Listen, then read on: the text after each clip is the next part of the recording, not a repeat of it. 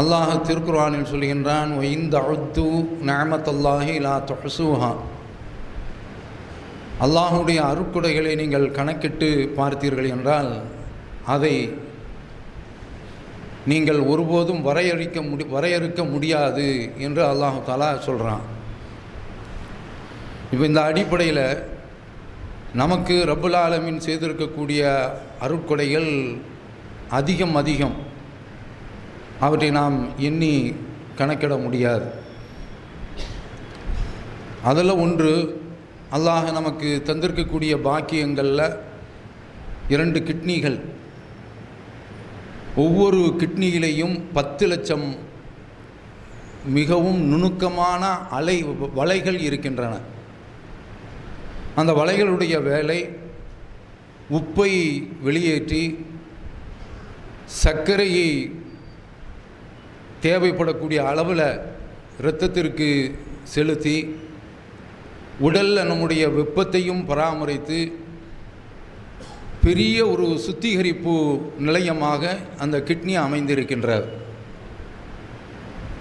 இப்படிப்பட்ட ஒரு கிட்னி என்பது அது யாருக்கு அதனுடைய இழப்பு தெரியும் என்றால், யார் அதை இழந்திருக்கின்றார்களோ அவரிடத்தில் போய் கேட்டால் தெரியும் அதனுடைய பாதிப்பு.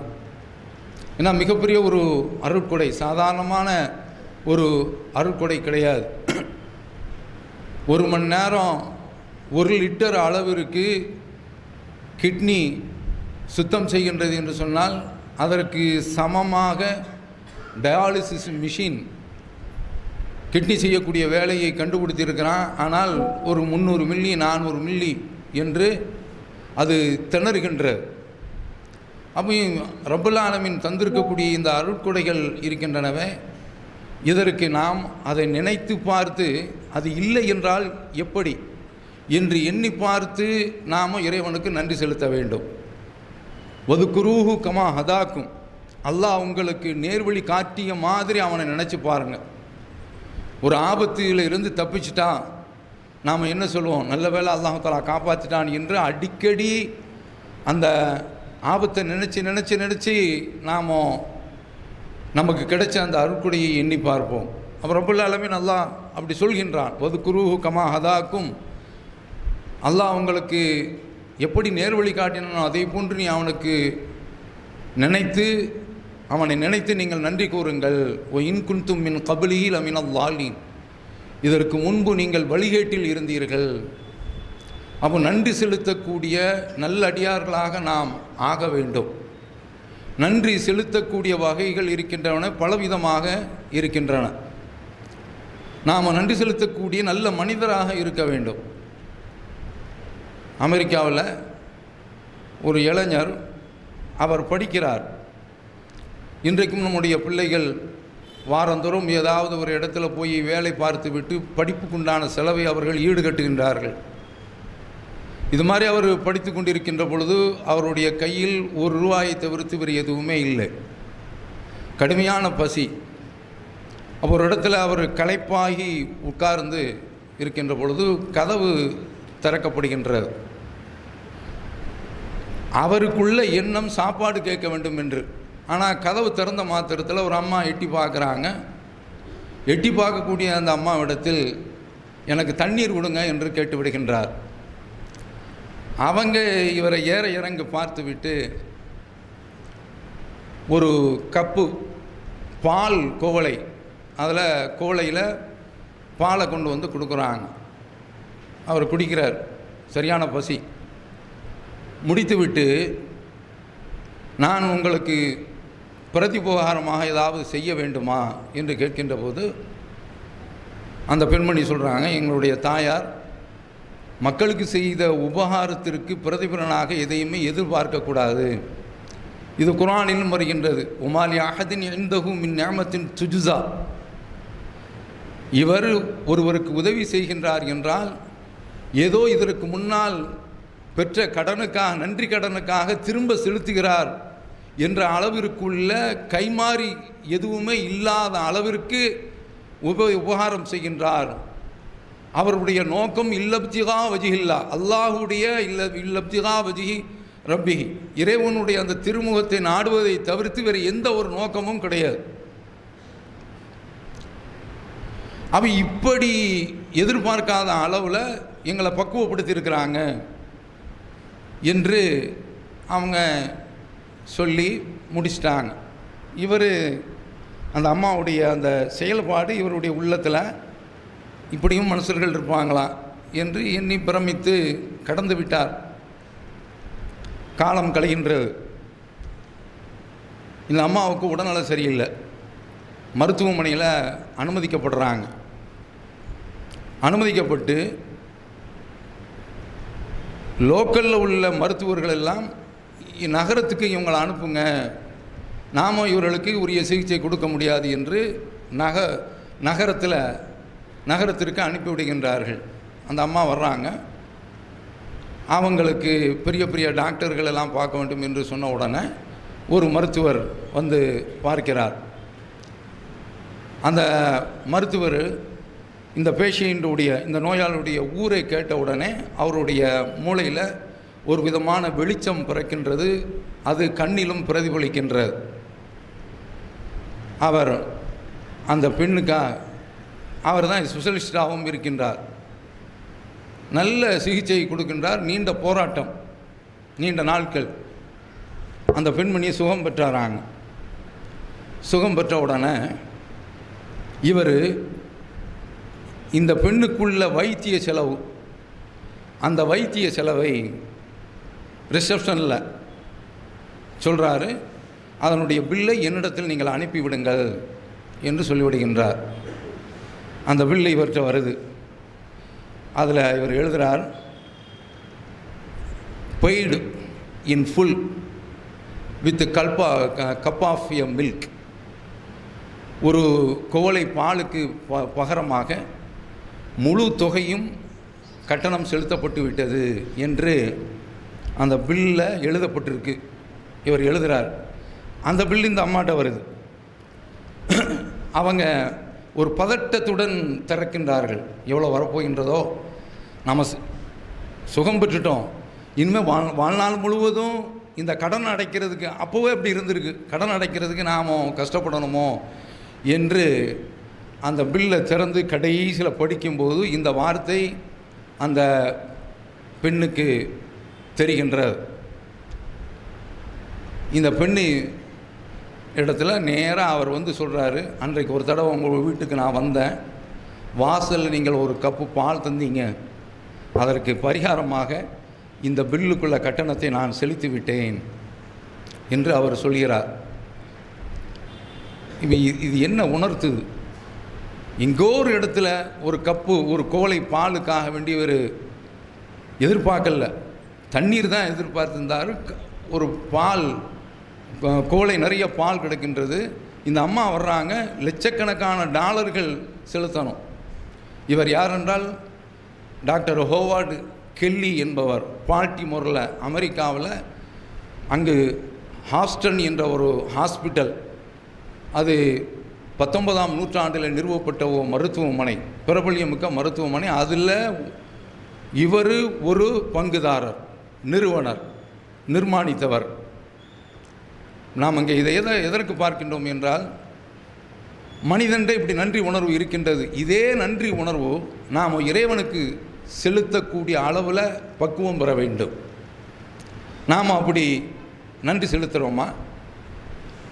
தௌஹீது என்பது இருக்கின்றதே நமக்கு கிடைத்த மிகப்பெரிய ஒரு பாக்கியம், சாதாரணமான ஒரு பாக்கியமா? இது எப்போது தெரியும்? ட்ரெயினில் பயணத்தில் போகிறோம், பயணத்தில் சென்று கொண்டு இருக்கின்ற பொழுது நமக்கு படுக்கை கிடைக்கவில்லை என்றால், குழந்தைகள்லாம் வச்சுருப்போம், அப்போ அந்த டிடியில் கடந்து கெஞ்சுவோம், சார் டிக்கெட்டுக்கு மேலே நான் 1000 ரூபா தரேன், ஒரு டிக்கெட்டுக்கு மேலே எனக்கு படுக்கை வசதி, அதெல்லாம் முடியாது அப்படிங்கிறான். ஒரு நெருக்கடி என்று வருகின்ற பொழுது மனிதன் செலவு செய்வதற்கு தயங்குவது கிடையாது. அதைப்போல் ஒருதன் துப்பாக்கியை வச்சுக்கிட்டு உங்கள்கிட்ட உள்ள காசையெல்லாம் நீ எடு என்று கேட்டால் நாம் அப்படியே அதை தூக்கி கொடுப்பதற்கு தயாராக இருக்கின்றோம். நாளை மறுமை உலகம் அப்படித்தான்.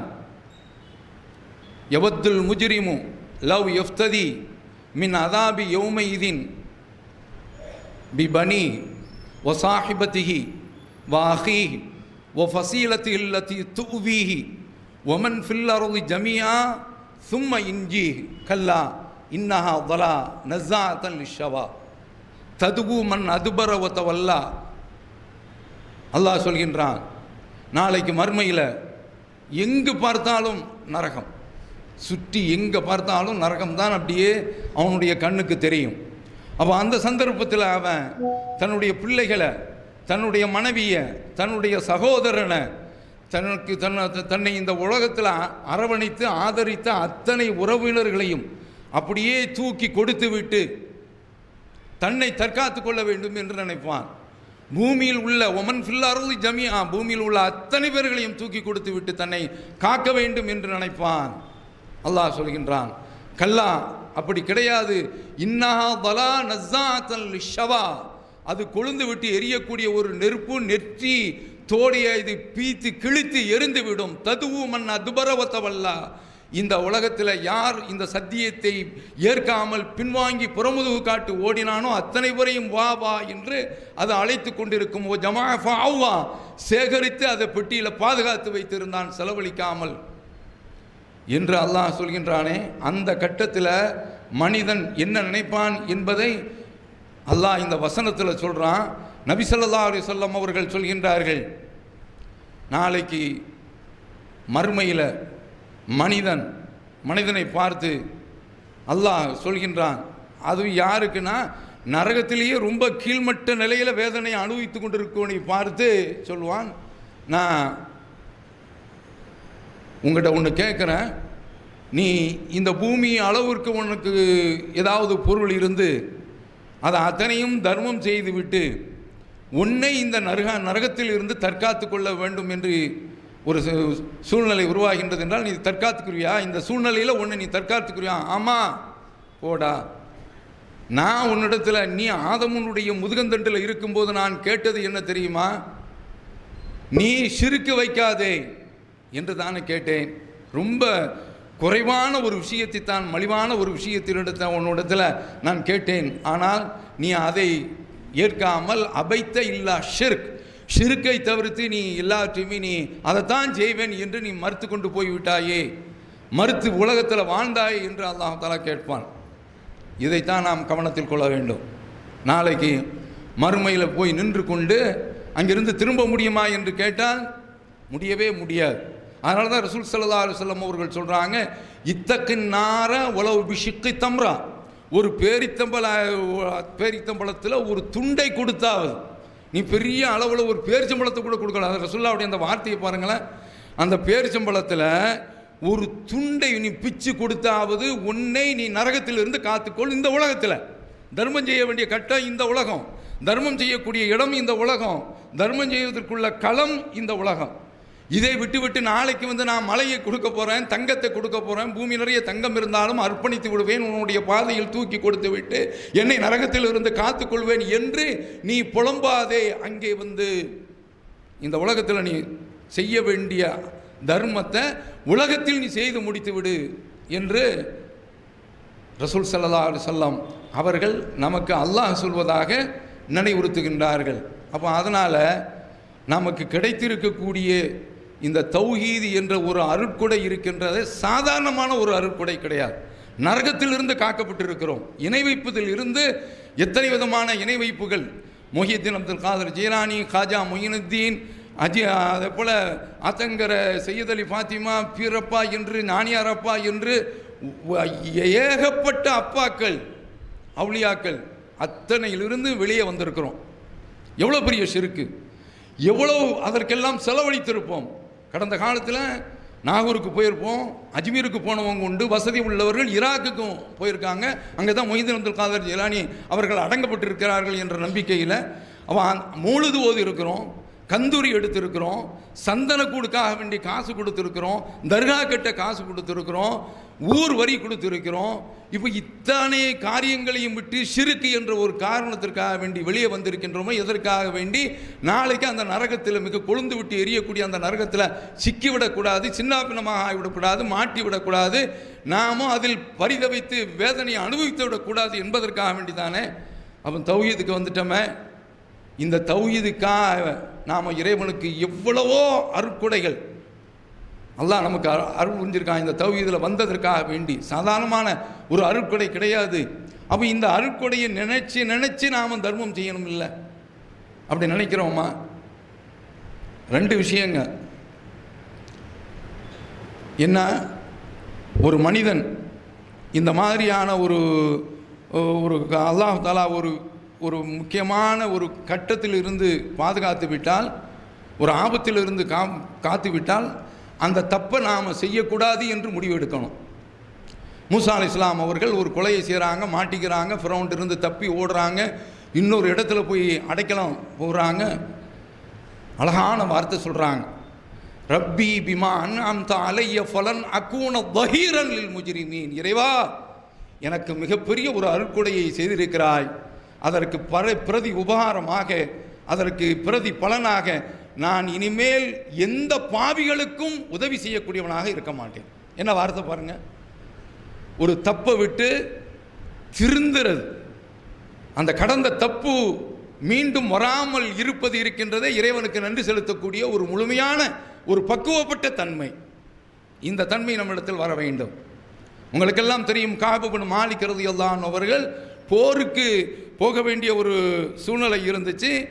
அவங்க வேண்டுமென்று திட்டமிட்டு போகல, திட்டமிட்டு புறக்கணிக்க வேண்டும் என்று புறக்கணிக்கவில்லை. இந்த போயிடுவோமே, நாளை கிளம்பிடுவோம், நம்மள்ட்ட தான் வாகனம் இருக்க, ஒரு தட்டு, அப்போ அங்கே போய் சேர்ந்துருவோம் அப்படின்னு நினச்சிருந்தாங்கன்னா போக முடியல. கடைசியில் என்ன ஆயிடுச்சுன்னா, ரசூல்லா அவங்களுடைய காலத்தில் பதிவேடெல்லாம் கிடையாது. போர்க்களத்தில் அப்படியே கணக்கு வச்சே கேட்டுருவாங்க. ரசூல் ஸல்லல்லாஹு அலைஹி வஸல்லம் அவர்கள் ஆளக்கணம் என்ன, போருக்கு வரலன்னா நயவஞ்சகர்கள் ரசூல்லாவுடைய காலத்தில் அடையாளம். அப்புறம் அங்கேருந்து ரசூல்லா வர்றாங்க. வந்த உடனே பள்ளியில் தான் உட்காருவாங்க. இவர் அங்கேருந்து வர்றாரு. அவர் சொல்கிறாரு, எனக்கு அருமையாக விவாதம் பண்ண தெரியும், வாத கலை எனக்கு தெரியும். ரசூல்லா இடத்துல போய் பொய் சொல்லி தப்பிக்க வேண்டும் என்று நான் நினச்சேன்.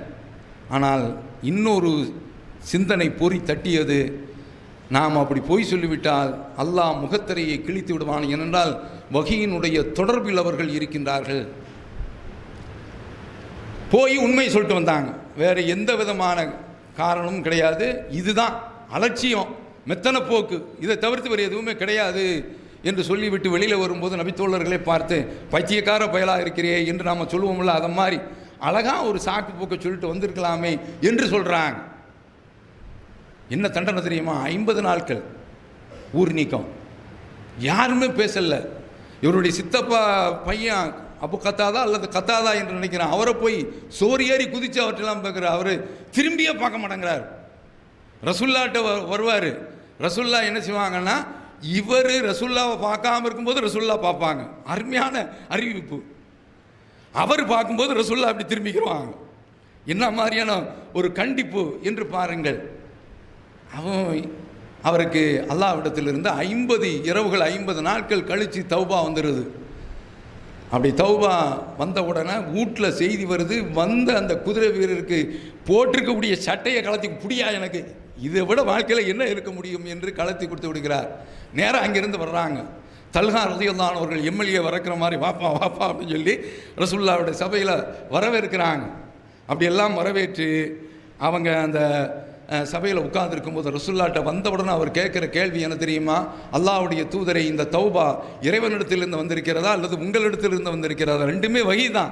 ஆனால் அல்லாஹ்விடத்திலிருந்து கிடைச்சா சாதாரணமான ஒரு விஷயம் கிடையாது. இல்லை, அவர் ரசூலுல்லாஹ் சொல்கிறாங்க அல்லாஹ்விடத்திலிருந்து கிடைச்சிருக்கு அப்படின்னு சொன்ன உடனே, உனக்கு இன்றைக்கு வந்திருக்கக்கூடிய நாள் இருக்குது, உன்னுடைய தாய் பெற்ற அந்த நாளை விட மிக சிறந்த ஒரு நாள் உனக்கு இன்றைக்கு நீ அடைய பெற்றிருக்கிறாய் என்று நபி ஸல்லல்லாஹு அலைஹி வஸல்லம் அவர்கள் சொன்ன உடனே, இன்னமின் தௌபத்தி அன் ஹலியமின் மாலி, என்னுடைய இந்த தௌபாவிலிருந்து, என்னுடைய பொருளாதாரத்தில் இருந்து நான் சதக்கத்தன் இலல்லாஹி வயிலா ரசூலிஹி, அல்லாஹ்வுக்கும் அவனுடைய தூதருக்கும் நான் தர்மம் செய்ய போகிறேன். அவர் ரசூல் ஸல்லல்லாஹு அலைஹி வஸல்லம் அவர்கள் இன்றைக்கு நம்மளை மாதிரி எல்லாத்தையும் கொடுத்துட்டு போ அப்படிலாம் சொல்ல மாட்டாங்க. அம்சிக்க அலைக்க பால மாலிக், உன்னோட பொருளாதாரத்தில் உனக்கும் கொஞ்சம் வச்சிருப்பா என்று தான் எல்லார் இடத்துலையும் ரசூல் ஸல்லல்லாஹு அலைஹி வஸல்லம் அவர்கள் சொன்னாங்க. அல்லாஹ்வுடைய தூதரை, எனக்கு இருக்கின்றது, நான் ஹைபரில் உள்ள எனக்கு போரில் கிடைச்ச அந்த பங்கு இருக்கின்றது, அதை நான் வைத்திருக்கிறேன், இதை நான் அல்லாஹ்வுடைய பாதையில் தர்மம் செய்ய போகின்றேன். இதுதான் பாயிண்ட். ஒரு தௌபா கிடைச்சிருக்கு, இந்த மனுஷன் என்ன செய்கிறாரு, அப்படி கொடுக்குறார். அடுத்து அவருடைய வார்த்தையிலே என்னுடைய இந்த அடுத்த தௌபாவில் உள்ள முக்கியமான அம்சம் தெரியுமா, அல்லாஹ் ஹத்திஸ பாது, இதற்கு பின்னால யாரிடத்தில் அகதன் யாரிடத்தில் பேசினாலும் சரிதான், இல்லா சிதுக்கன், உண்மையை தவிர்த்து நான் யார்கிட்டையும் இனிமேல் வாழ்நாள நான் பேச மாட்டேன், பொய்யே பேச மாட்டேன். ஏன்னா அல்லாஹ் இந்த சூரத்து தௌபாவில் வருகின்ற பொழுது கூனுமா சாதித்தீன், நீங்கள் உண்மையாளர்களுடைய பட்டியலில் இடம்பெறுங்கள் என்று சொல்கின்றான்.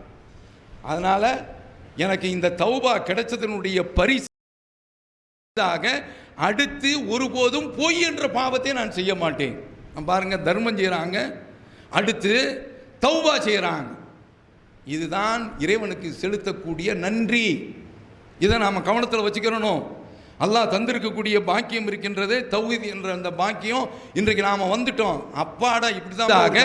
அடுத்து ஒருபோதும் பொய் என்ற பாவத்தை நான் செய்ய மாட்டேன். பொழுதுக்கு செலவழித்த ஆட்கள், ஹத்தம் ஃபாத்தியாவுக்கு செலவழித்த ஆட்கள், அஜ்மீருக்கு பயணம் செய்து அதற்காக வேண்டி செலவழித்த மக்கள், ஈராக்குக்கு பயணம் செய்த மக்கள், நாகூருக்கு பயணம் செய்த மக்கள், பொட்டல்புதருக்கு செய்த செலவுகள், அதையெல்லாம் மறந்துட்டு ஹக்கடா நம்ம ஊரில் சொல்லுவாங்களா, அப்படியே உட்கார்ந்தாரான். உட்காரலாமா? எவ்வளோ பெரிய பாக்கியம்! இதற்கு நாம் நன்றி கடன் செலுத்தணுமா இல்லையா?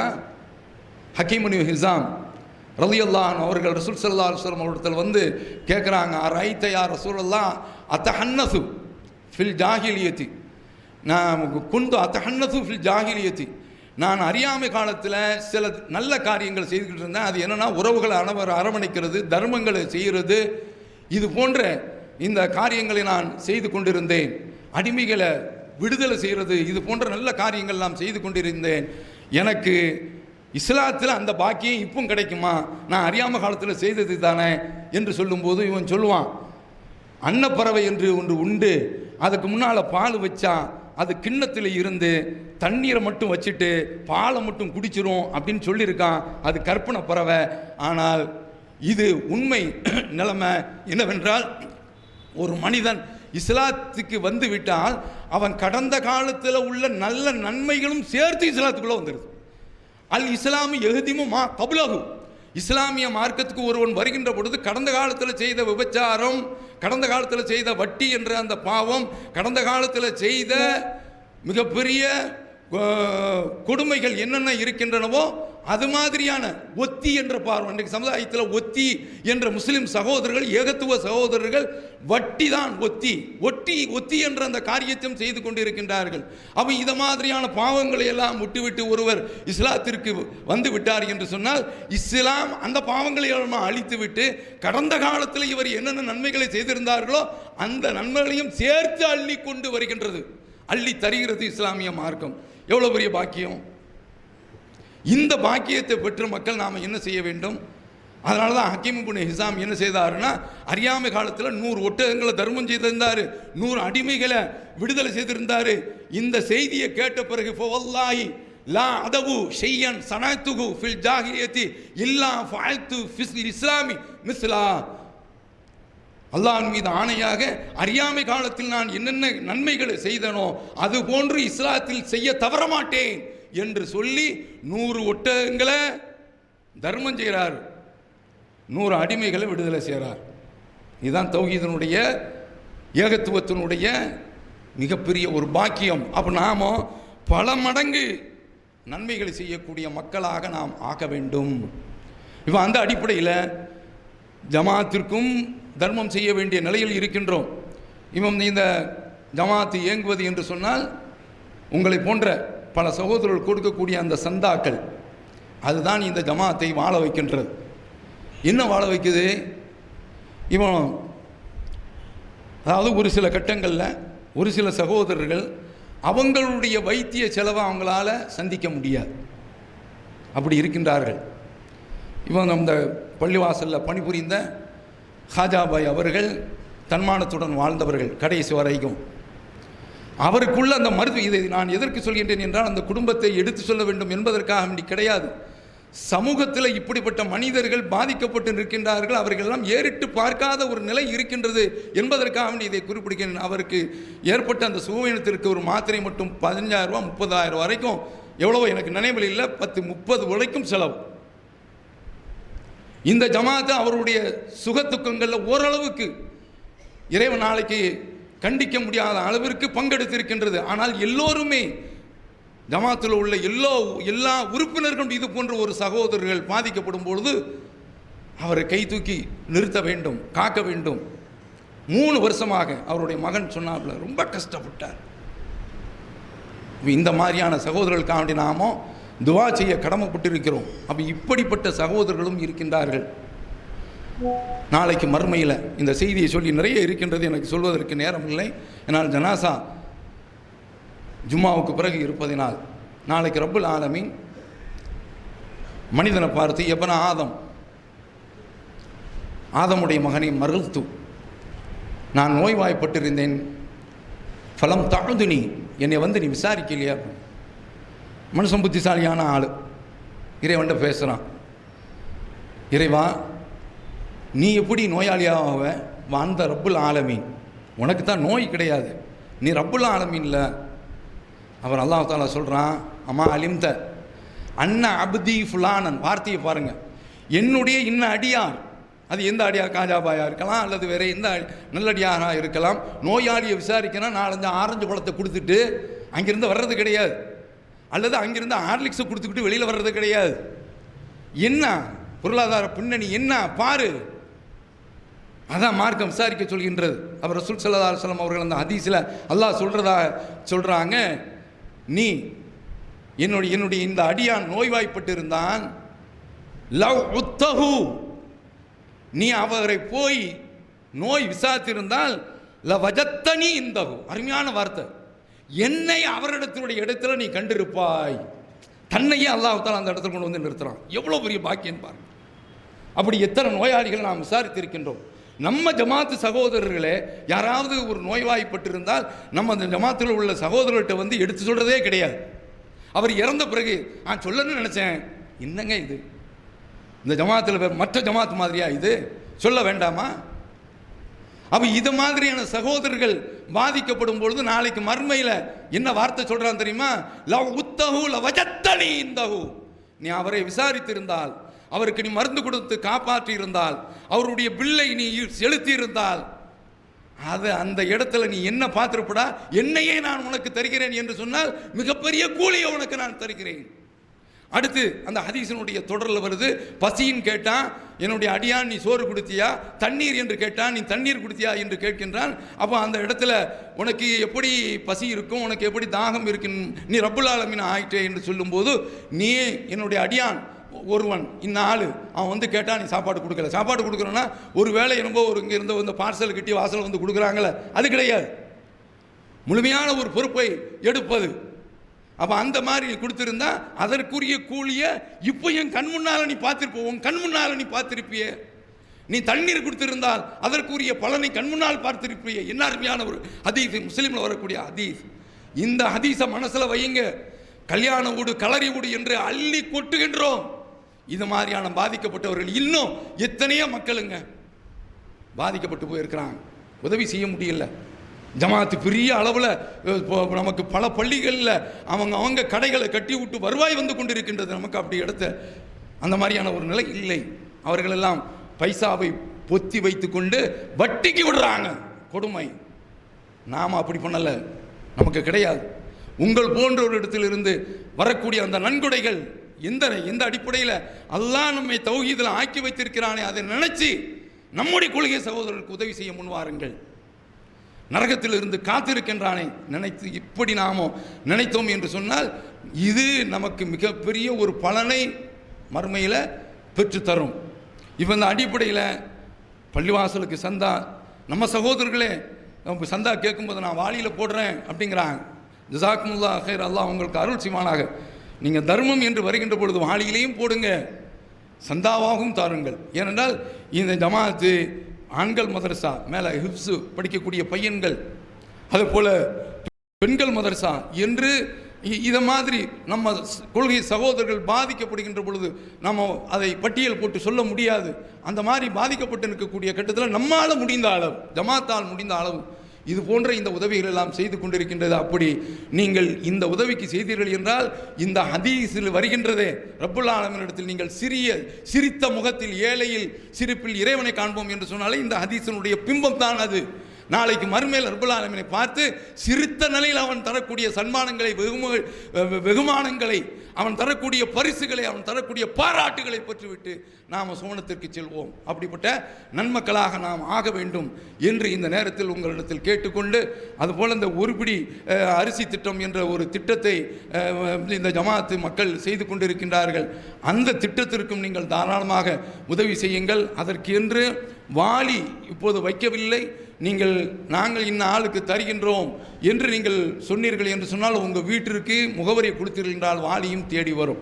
அப்போ இதை மாதிரி நன்மைகளில், தர்மங்களை எதை நினச்சி ஒரு காலத்தில் தர்காவுக்கு செலவு செய்தோம் அதையெல்லாம் நாம் விட்டுட்டு இப்போ நாம் கரையேறி இருக்கிறோம், கடை தேறி இருக்கிறோம், சோனத்திற்கு வந்து இருக்கிறோம் என்று மனசில் நினச்சி அள்ளி கொடுங்க. அப்படி அள்ளி கொடுக்கக்கூடிய மக்களாக அல்லாஹ் நம்மை ஆக்கி வைப்பானாக. நாளை தௌஹீதுக்கு நன்றி செலுத்தக்கூடிய நன்மக்களாக நம்மை ஆக்கி வைப்பானாக. வ ஆகிர் தவானா அல்ஹம்துலில்லாஹி ரப்பில் ஆலமீன். வஸ்ஸலாமு அலைக்கும் வரஹ்மத்துல்லாஹி வபரகாத்துஹு.